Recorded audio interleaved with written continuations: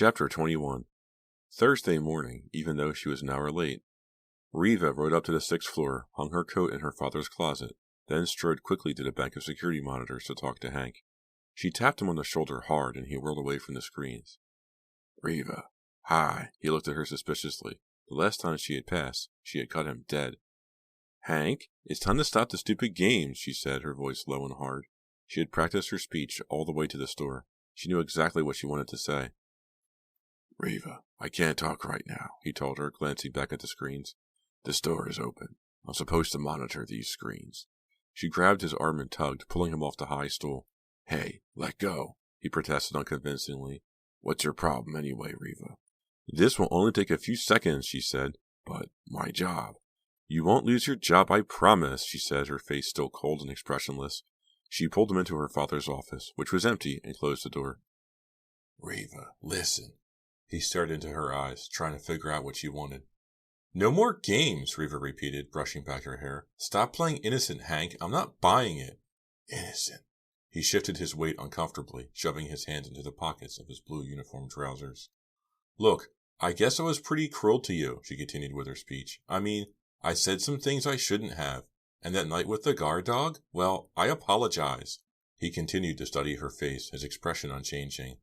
I hope you'll accept my apology, Riva went on, returning his stare, because I'm asking you for a truce now. I want you to stop trying to frighten me. Huh? His mouth dropped open in exaggerated surprise. You heard me, she said sharply. I want you to stop all the stupid jokes. They're not funny and they're getting out of control. Hank shook his head. He removed his hands from his pockets and raked one back through his spiky blonde hair. Have you totally lost it, or what? Hank! She didn't want to lose her temper, but she couldn't help it. I know you're the one who sent me the dummy in the box and the bottle of blood. Huh? You're not a good liar, Hank, Riva said, glaring angrily at him. You put a needle in my lipstick? You've been trying to frighten me, trying to terrorize me to pay me back for the way I broke up with you, but... No way, he said softly. He took a step toward the closed office door. No way. You're denying it? Her eyes burned into his. No way, he repeated. Hank, I know you hate me, Riva blurted out. She surprised herself. That wasn't in her prepared speech. It appeared to surprise Hank, too. His expression changed, softened. His dark eyes narrowed. Hey, I don't hate you, he said. I feel sorry for you. His words stung like a slap in the face. She uttered a low cry. You feel sorry for me? She felt like laughing and crying at the same time. I don't understand, she managed to say, confused by her strong feelings. Anyone could have sent you those things, Hank explained. You don't have a friend in the world, Riva. Everyone hates you. Everyone. I can think of 10 people who hate you enough to put a needle in your lipstick. You're crazy, she screamed. You're really sick. I'm not saying it to be cruel, he replied heatedly, his normally pale face flushed, his dark eyes excited. I'm explaining why I feel sorry for you. But it's not true, Riva started. Tell me one good friend you've got, Hank demanded, moving toward her, looming over her, powerful in his blue uniform. Come on, name one. Well, why couldn't she think of anyone? How stupid, she thought. Of course I have friends. I have lots of friends. Name one, Riva, she challenged herself. Name one. I feel sorry for you, Hank repeated, not backing off, not letting her off the hook. You don't have a friend in the world. Riva let her head drop. She raised it and stared at Hank. He was right. She felt deflated, as if someone had popped her with a pin and everything holding her together had been blown apart. You're right, Hank, she said, her voice a whisper. He stared back at her expectantly, waiting for her to continue. Ever since Mom died, I haven't had time for friends. I had to be hard, she said, talking more to herself than to Hank. I had to keep to myself, keep my feelings to myself. I knew if I let my feelings go for 1 second, I'd lose control, and... Her voice caught in her throat. They stared at each other, standing close together now. Hank's expression softened, his dark eyes searching her face.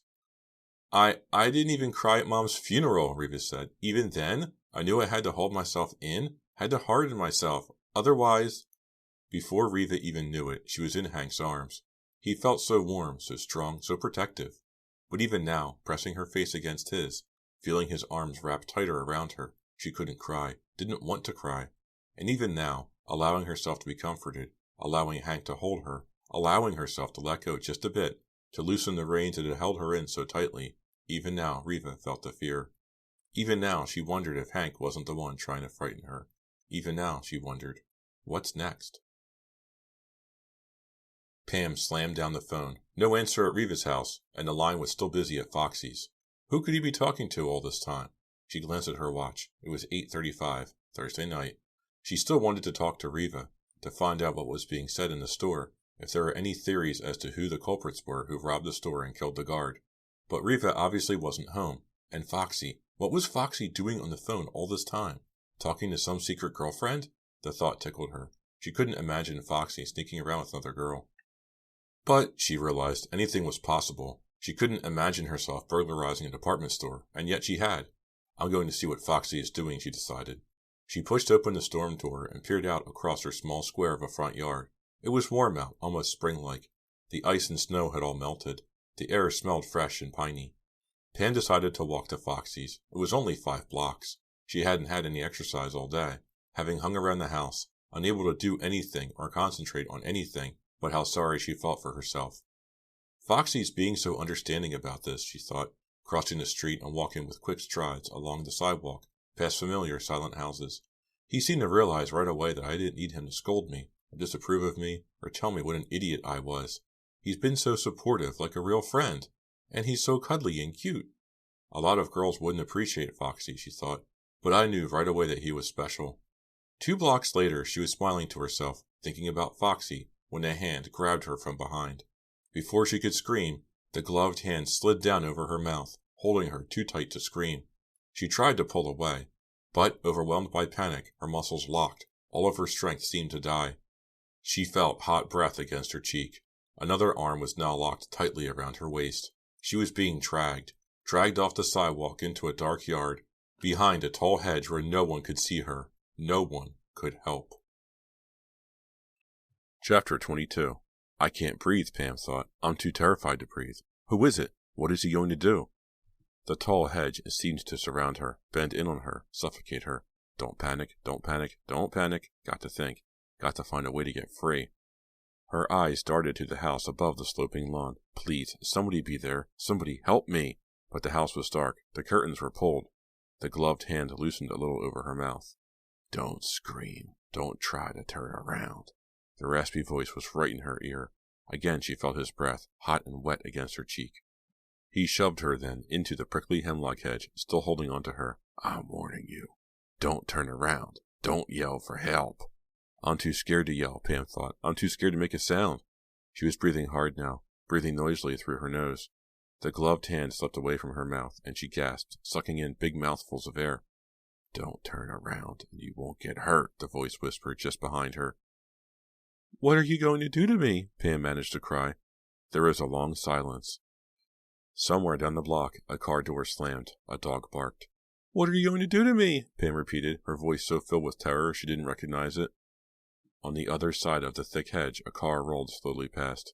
Can't you see me? Pam thought, watching the headlights through the shrub. Please, driver, please see me. But the car moved silently by.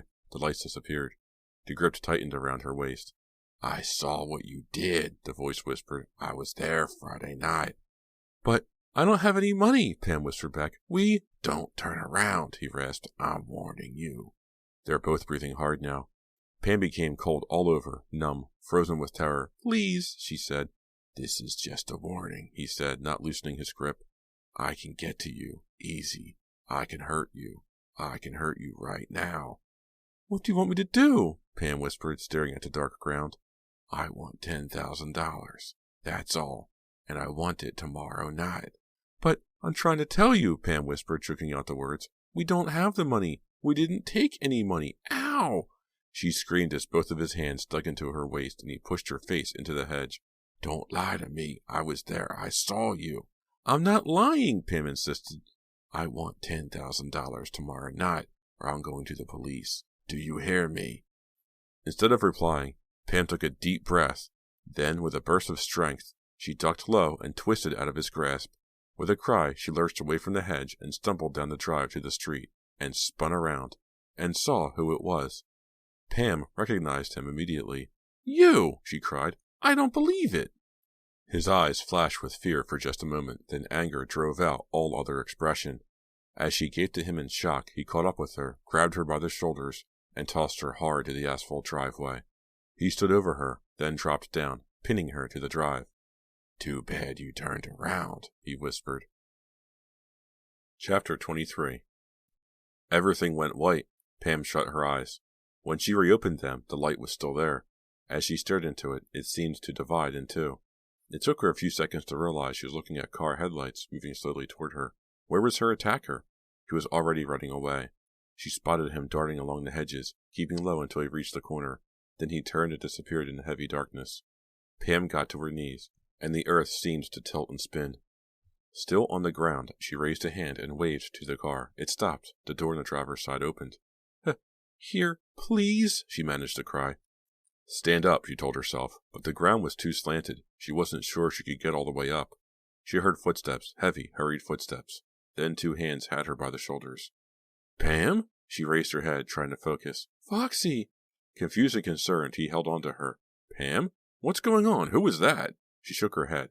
The ground was tilting back to normal. The hedges weren't spinning quite so rapidly. "Foxy, I'm so glad to see you," she managed to say. She allowed him to pull her to her feet. Then she leaned against him as he walked her to his car. "Who was that? I saw someone running," he said, supporting her against his side. "Foxy," she said, "you won't believe who was blackmailing us. You just won't believe it." The next morning, Riva congratulated herself on arriving at the store on time. In fact, she was there 10 minutes before the doors opened. "I hope I'm not turning over a new leaf," she thought. Promptness is such a boring virtue. It was bound to be a busy day, she realized. The Friday before Christmas meant that last-minute shoppers would be thronging the store. On her way in, she had seen a line of people, huddling against the morning cold, waiting for the doors to open. Riva decided a busy day would suit her just fine. Maybe having to wait on a lot of customers would help keep her mind occupied, so she could stop thinking about her conversation with Hank. She had thought of little else since the day before. At first, she had thought Hank was being cruel, but the more she considered what he said, the more she realized that he had spoken out of concern for her. And she decided that he might have been right. She had always thought that there was something stupid and thick-headed about Hank, but that was only because it was necessary for her to feel superior to other people. Hank, she knew now, was a lot more sensitive than she had given him credit for. Could it really be Hank who was playing these disgusting, cruel jokes on her? Riva couldn't think about that now. She had been pacing around the first floor as she thought and had made her way to the electronics department when she heard shouting in the electronics storeroom. Riva stopped. She heard loud cursing and then grunts and groans. Shoes scraping against concrete, boxes falling, the sounds of people scuffling. She hurried to the doorway of the stockroom and peered in. "Hey!" she cried in alarm. "What's going on? Stop it!" The two boys wrestling in the middle of the floor ignored her and didn't even look up once from their fight. "Mitch? What on earth?" Riva cried. Mitch, red-faced, his thick black hair wild about his face, was wrestling with Rob, who was in full Santa costume, except for the beard and red hat, which were on the floor. "Stop it! Come on, stop it!" Riva pleaded. The two boys continued to ignore her, cursing each other angrily as they rolled on the floor, throwing wild punches. Riva stormed to the middle of the floor, leaned down, and tried to pull Rob off Mitch, but he wriggled out of her grasp and landed a hard punch on Mitch's jaw. "What's going on here?" All three of them turned around as Donald Rawson, the stockroom manager, burst into the room. Rawson reacted quickly and strode over to the struggling boys.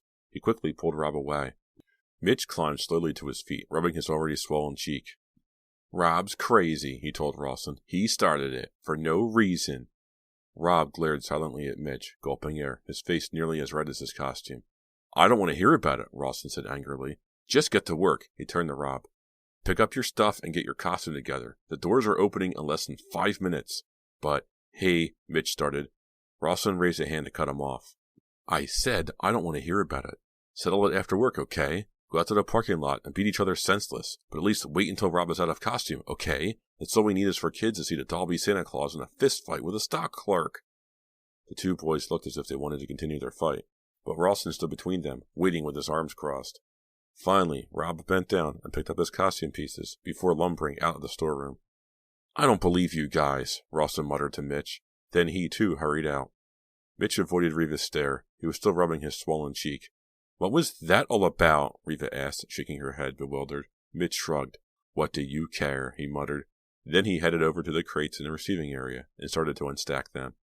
Riva watched him for a few seconds before heading to the main floor. "Is everyone going crazy?" she wondered. "I couldn't find my list, but I still remember everything I want," Michael said excitedly. Holding his hand tightly, Riva led her little brother through an aisle mobbed with late afternoon shoppers. As they climbed a short flight of stairs, Santaland came into view, a long line of kids against one wall, clinging to their parents, hopping up and down, chattering excitedly. "Ooh, there he is!" Michael exclaimed, his eyes lighting up. "We have to wait in line," Reva said, pointing to where they had to go. "Is that beard real?" Michael asked, staring at Rob as he lifted a crying little girl off his lap. "Why don't you ask him?" Reva replied, laughing. "No, I'm just going to ask for presents," Michael said seriously. They stepped to the end of the line. A tiny little girl, 2 at most, was seated on Rob's lap, tugging hard on his beard. "Do I have to sit on his lap?" Michael asked, and he seemed anxious all of a sudden about the experience he'd been looking forward to. "Couldn't I just stand up next to him?" Rob would probably appreciate that, Reva thought, but she told Michael, "No, it's a law. You have to sit on his lap if you want to get the presents you ask him for." Michael thought about this earnestly, biting his lower lip. Reva laughed at how serious he appeared and ran her hand through his silky red hair. "You don't want to hurt Santa's feelings, do you? He likes boys and girls to sit on his lap," she said. "He likes it about as much as a toothache," she thought, chuckling. The line inched forward. Kids were climbing all over their parents, impatient to get their Santa visit over with. Several mothers fussed with cameras, ignoring the squawky kids at their feet. Finally, Michael was next in line. "Do you think he knows my name?" he asked Reva, still grasping her hand. "I think you should tell him your name," Reva suggested. "What about my address? Does Santa know my address?"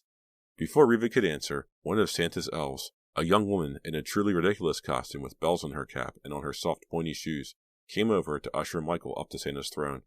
He immediately let go of Reva's hand and, half walking and half skipping, followed the elf, an eager smile on his face. I should have brought a camera too, Reva thought, moving out of the line to the waiting area on the other side of Santaland. Daddy should see this. She watched Michael as he made himself comfortable on Santa's lap, listing all the things he needed for Christmas, counting them off endlessly on his fingers. He had indeed memorized his entire list. When he was finally finished, he ran back to meet Reva, perplexed. "That Santa's a fake," he told her. "Huh?" She shook his hand. "What are you talking about?" "It's not his real stomach. There's a pillow in there. I felt it." "Well, he's just Santa's helper," Reva explained, guiding him toward the elevators. "The real Santa is up at the North Pole, but Santa's helpers get all the information up to the real Santa in time." This seemed to satisfy her brother. Feeling glad that she finally kept her promise to him, Reva dropped Michael off on the 6th floor at her father's office. Then, humming to herself, she returned to the perfume counter. There, behind a counter, she found another enormous carton waiting for her. Like the one before it, it, too, was tied in a broad red ribbon with a bow on the top. Reva sighed. "When did this come in?" she asked Ms. Smith. "Please, I'm with a customer," her supervisor snapped. "Some of us here actually wait on customers." Another stupid, mean trick, Reva thought, staring at the big carton. Only this time, I'm not going to scream and carry on. I'd have to be pretty stupid to fall for the same thing twice in a row. She snipped the ribbon with a pair of scissors, then cut off the tape that secured the lid. Someone has a really juvenile sense of humor, she told herself. Sick and juvenile. I suppose another poor mannequin has been sacrificed in an attempt to scare me to death. She pulled back the lid and stared inside, and froze. Her breath caught in her throat. She started to choke. She spun her head away, but the sight didn't leave. It seemed to be burned into her eyes. This was no mannequin, no mannequin. It was Mitch, crumpled up in the bottom of the carton, and the blood that had dripped down his back and made a small puddle on the carton floor was real, because there was a large kitchen knife shoved between Mitch's shoulder blades. Chapter 24.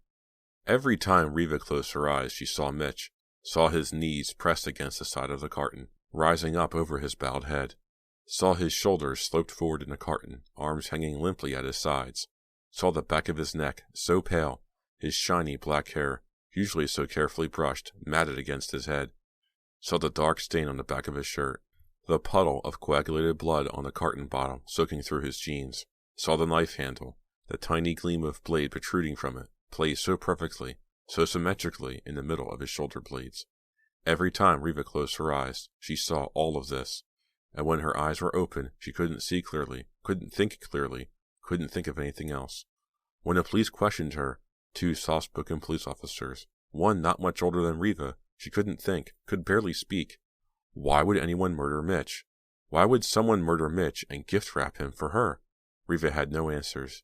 And there was Lisa, leaning her head on the glass of the perfume counter, sobbing and smearing the glass with her tears. She couldn't help the police either. After the questions, after what seems like hours of police milling and poking around, after the photographers, after the reporters, the paramedics, The hushed crowds of muttering onlookers after the lifeless body had been covered and carried away, and the carton had been dragged away, leaving a wide scum of blood in its wake. Riva still saw the body, still the poor, slumped-over Mitch.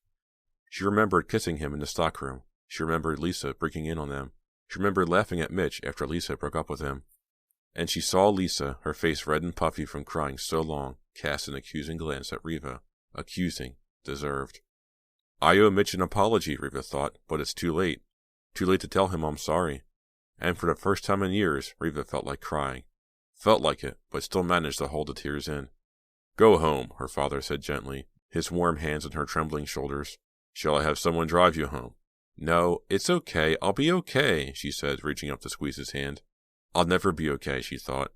At home that evening she kept seeing Mitch, kept apologizing to him in her mind. That night she forced him away, forced herself to fall into a deep sleep, a sleep of troubling dreams, complicated and violent. Just before 2 a.m, Riva sat straight up, wide awake. I know who killed Mitch, she said aloud. Chapter 25. Clay, did you kill Mitch? Sprawled on Mickey's couch, Clay looked up at Pam, the smile fading from his face. Did you? Pam demanded, standing over him, her hands on her hips. Did you kill him? The wind rattled the loose pane in the living room window. Mickey stepped out of the shadows of the darkened kitchen and turned on the floor lamps next to the couch. His face was drawn, Pam saw, his eyes tense, wary. He held a half-eaten Three Musketeers in his left hand, but wasn't chewing on it. Clay didn't reply. Give me a break, Pam, he muttered, rolling his eyes. I'm not going to let you off the hook, Pam said. I want to know, Clay. I have to know. After I told you that Mitch was the one who was blackmailing us, that Mitch was the one who grabbed me and threatened me, did you go to the store and kill him? Of course he didn't, Mickey interrupted, speaking with unusual fervor, but he sounded more hopeful than convinced. Tell her, Clay, he urged. Stop being so stubborn. Clay snickered. She's accusing me of murder, and you accuse me of being stubborn, he said wryly. I don't believe this. Well, Mitch is dead, Pam said heatedly, crossing her arms over her chest, refusing to retreat from her position, glaring down at Clay.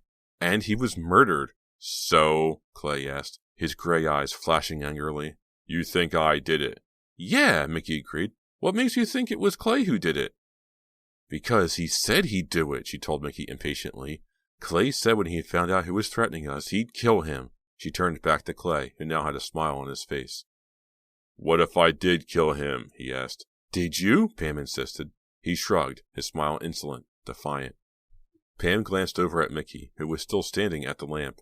In the yellow light he looked frightened. Clay? He let the candy bar drop from his hand. It landed noiselessly on the worn carpet. Staring hard at Clay, he didn't bother to pick it up. Clay ignored him, continuing to smirk at Pam. You didn't kill him, did you? Mickey asked, his voice frightened and small. Come on, man. Just say you didn't, okay? Okay, I didn't, Clay said, still smirking. I don't believe you, Pam said. She glanced over at Mickey. It was obvious that Mickey had changed his mind about Clay. He didn't believe Clay either. Hey, come on, guys, Clay said, pushing himself up on his feet from the low couch. He took a step forward, rolling down the sleeve of his black Motley Crue t-shirt, forcing Pam to back away. Get out of my face, okay? I'm telling you the truth. I didn't croak Mitch, all right? He walked to the window and stared out into the tiny front yard. I wanted to, he said, his back to them. When I found out he was in the store that night watching us the whole time, I wanted to kill him. But then I thought about it, and I decided he wasn't worth it. He was just a worm. Why should I mess up my life on account of a worm? Mickey picked up his candy bar and tossed it onto the low table by the wall. He and Pam exchanged glances. They were each trying to decide whether to believe Clay or not. I hope you're telling the truth, man, Mickey said, walking up close to Clay. Because if you're lying, Without warning, Clay spun around and grabbed the front of Mickey's gray sweatshirt. He jerked it violently, nearly pulling Mickey off his feet. I'm not a liar, he screamed, his features hard and menacing. At that moment, Mr. Wiggly stepped into the room from the dark kitchen. Hey! He seemed surprised by the violent confrontation across the room. Clay immediately let go of Mickey's sweatshirt, and Mickey stumbled backward, quickly regaining his balance. Mr. Wiggly stood blinking in the light. He was stooped and unsteady on his legs. It was obvious he'd been drinking. He's aged 10 years in just the past week, Pam thought. Get out of here if you're going to fight, he screamed, shaking his fist at Mickey. Get out! Get out! He lunged toward Mickey and nearly fell over his own feet. He's totally out of control, Pam thought. There's no reason for him to be so angry at Mickey. We were just going out, Dad, Mickey said, backing off. Come on, guys. They grabbed their coats, and a few seconds later were standing out front, shivering in the swirling winter wind. Sorry about Dad, Mickey apologized, obviously embarrassed. I don't know what his problem is. He kicked at a rock at the curb, shooting it across the street. I'm out of here, Clay said glumly, unless you want to call the cops on me and turn me in for killing Mitch. He glared at Pam and Mickey, challenging them. You didn't do it, Mickey said softly. I know you didn't do it, man. That odd smile returned to Clay's face. The smile Pam couldn't interpret, the one that sent a cold chill down her spine.